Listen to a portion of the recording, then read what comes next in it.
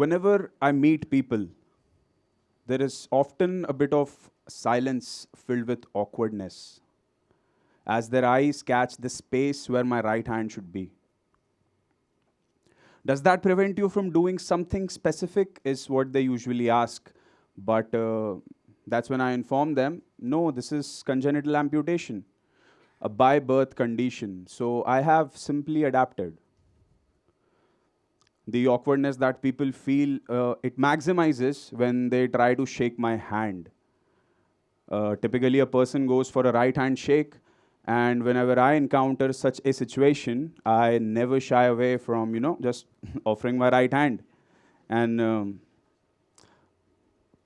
they do get awkward. But I find this act of mine as a counter to an obvious illusion, the illusion that capability comes from what is visible. But today it is not about what is missing, it is about what is there. And what is there is a rhythm of many such illusions that made me, that built me. My claim in a sentence is creativity and capability are correlated such that one trains the other. And by the end of this talk, I'll ask you to tune into your rhythm and feel how it moves in your own world. So let me take you back to my childhood. I grew up living in two different worlds. One was on the outside, where assumptions were made and boundaries were set. It was a world filled with noise and misunderstandings. The other was on the inside, where I was an all-rounder chasing possibilities. In this internal world of mine, no ambitions were set as per anyone's glance. Both the worlds differed, but the fine line between them, it got distorted thanks to my troubled parents. The chaos in the house, it kind of developed my childhood logic, which was, if I shine in every direction that I move in, the darkness at the home will soften. The darkness at the home will soften. Well, I know presently it sounds silly, but back then, what can I say? I was unaware that children can never fix the storms that they are born into.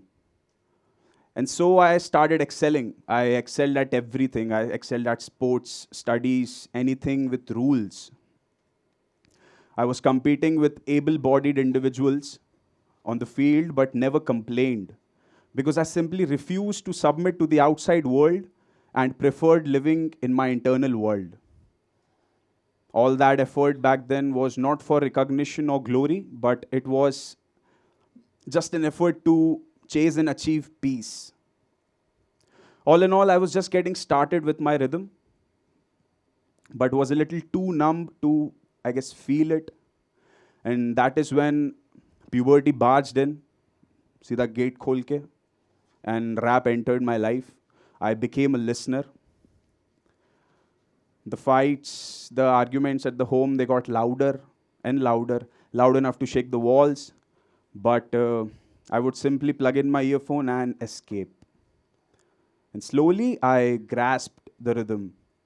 And it made me realize the first illusion of my life, which was the illusion that my excellence could fix a broken home.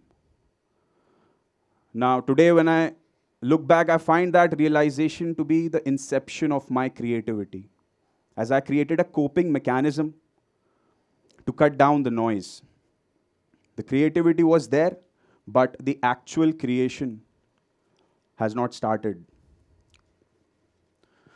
Time flew by. I entered my higher secondary education, opted for science and mathematics, got enrolled in an engineering college.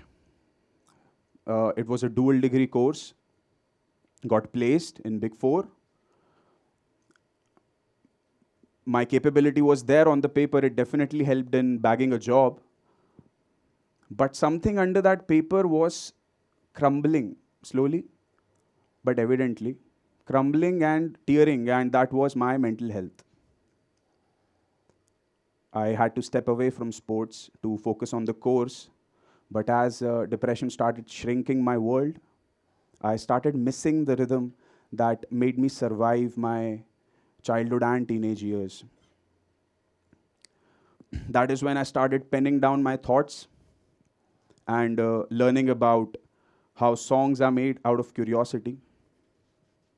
And after completing the first 6 months of my first job, I took a bold step to quit and start living on my own terms. I joined a flexible content writing business to maintain the cash flow. It's important. So I maintained the cash flow, and on the side, I started preparing for, or rather, I should say, I started training for professional para badminton.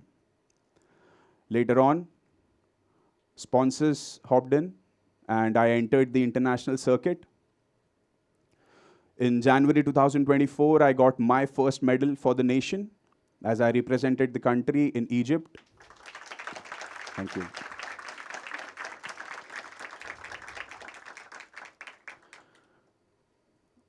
That medal that I got in Egypt, it carried an illusion with it.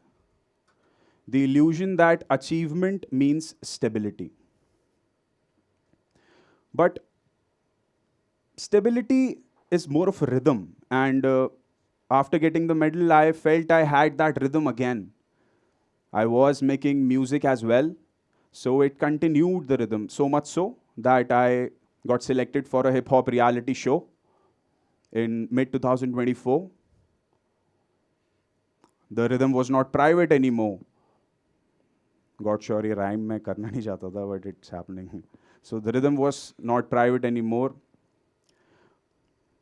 But in order to be on the show, I had to step away from sports again. I had to, for a significant amount of time, I had to step away from para badminton.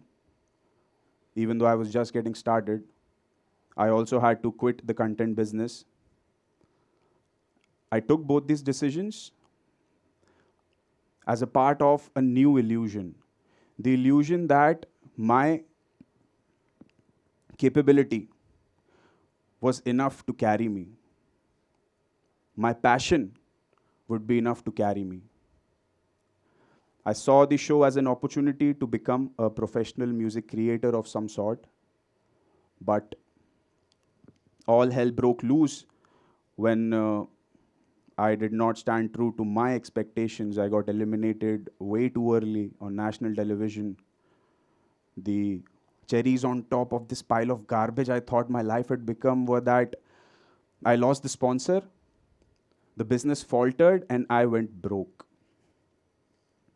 The rhythm that I got hold of after so long, it made me see things. It made me see the medal, the stage, the podium, but it also exposed something. It exposed another illusion. The illusion that creativity would be enough fuel for a system that runs on money, consistency, and structure. Because I was not making music for profit, I was making it for my sanity.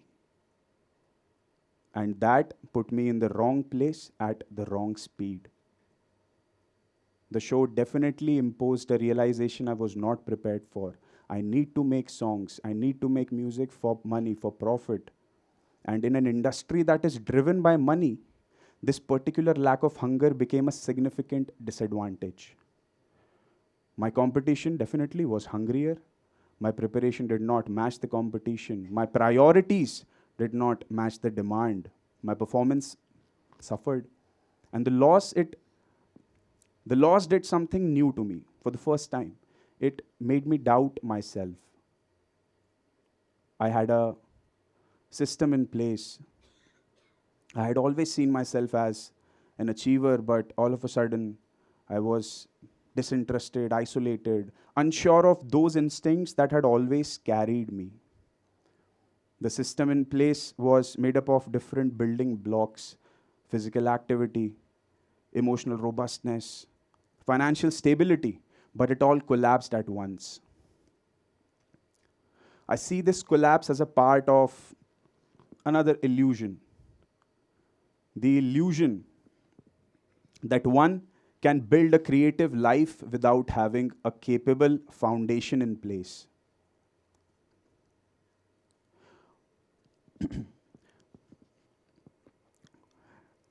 And so, I did not just sit back and sulk, I changed the tempo. That's me.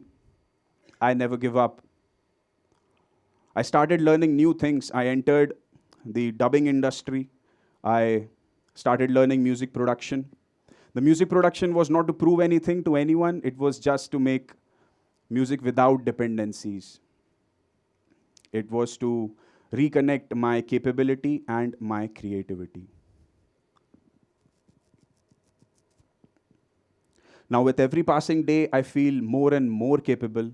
I feel the rhythm returning, the most important thing. I feel the rhythm returning quietly, but stronger than ever. Creativity took over when everything collapsed, even though I felt incapable. Now, after long sessions, when I feel my creativity drying up, I let the capability take charge. To maintain the balance, when one stumbles, the other leans in. Excuse me. Now, why does all this matter beyond my life? Is because the world sees creativity as a luxury and capability as a commodity. We wait for permission, we wait for the right tools, we wait for the right moment. But here's the truth. If creativity trains capability and capability trains creativity, the path to transform is available to anyone and everyone, even though the person starts small. The world sees success through the lens of visible crescendos, medals, awards, likes, shares, but it ignores the measures that lead to that success. Feeling the rhythm of these quiet measures leads to transformation in the long run. A universal illusion is associated with this transformation, which is that transformation takes place in leaps. But the reality is transformation is achieved through repetitions. So here is my invitation. Think of the idea you keep promising you will get to when the time is right, and take 3 steps. First, make an unpolished, raw attempt at it. This will break the illusion that you need to be good before you begin something. The second point is you shift the approach, change the angle a little bit. This will give structure to the creativity. And third, practice repetitions. Practice it and let capability take over. This will anchor the idea that growth is iterative and growth is not miraculous. These 3 simple steps will help you align your creativity and capability. They will make you look beyond the illusion so that you can tune into your own rhythm. Now, when I look back, I don't see miracle moments. What I see is repetitions. I see rehearsals, prolonged training, late night studio sessions, my fragile scaffolding getting exposed on national TV, awkward early productions, whatnot. I see collapse and I see rebuilding. I see doubt and I see steady work. People will still see the missing hand. It's a fact. That won't change. I don't believe in prosthetics. But now you know what they can't see, and that is the inner rhythm.